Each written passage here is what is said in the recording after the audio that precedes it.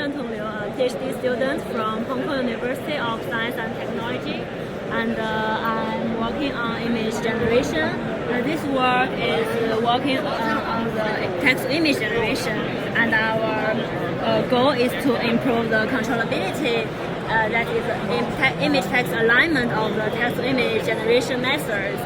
And actually, for now, the SOTA text-to-image generation method, you can see if we dig into their training pipeline, you will see that they will use the vision language models to generate more descriptive and better captions for their collected images, and then they will train the diffusion models based on the enlarged training data set.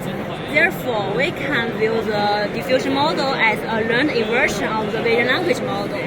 And then, motivated by this training pipeline, we propose to directly inverse the vision language model to conduct the image generation tasks.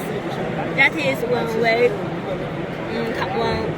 give a texture prompt, we will optimize the randomly initialized input X by minimizing the loss of the vision language model. In the meantime, we will keep the model parameters frozen. That's why we call it the model inversion.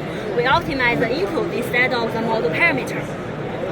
But actually, the deep model inversion can be very tricky, and in our problem, we think is the regularization is very important. Okay. Oh, by the way, I want to say that our core idea is to focus more on the discriminative vision language models when we perform the conditional image generation tasks. But to illustrate the effectiveness of our method, we use Believe2 as a principle of concept to show the effectiveness of our method. And this is our training pipeline. Yeah, and this is our training pipeline. And during the immersion process, we found that directly in optimizing a single image X is very difficult. We found the regularization here is very important. It can help us to make the image from this to this. This kind of sort of like the adversarial samples, because during the optimization, the search space can be very huge, and the model may be stuck into the local minimum and generate some adversarial samples.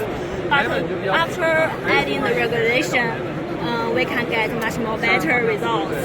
And we analyzing the effectiveness of the regularization, we found and we proved that the regularization can help our to get a smaller Lipschitz constant and a smaller condition number of the Hansen matrix, and all of this will lead to a much easier optimization process. Yeah, so our whole framework is a solely optimization-based method. We are totally training free. And we can also get comparable results of the training method, the DALI 3. You can see the results here. This is the result of the very popular benchmark on text-to-image generation. And this mirrors the text-to-image alignment. We can see that our method can just achieve comparable results of DALI 3. But we are totally training free method. Yeah. And what can we see in these images here? Yeah, this is we show an example of the qualitative comparison of our method and the SOTA method. And you can see the prompt is very difficult. It composes two hot dogs sit on a white paper plate near a soda cup, which is sitting on a green picnic table, yes, where a bag and a silver car are parked nearby. It's a very complicated prompt, but our method can just generate the image very correct. And for stable diffusion, it's very difficult for it to understand this text meaning. Yes.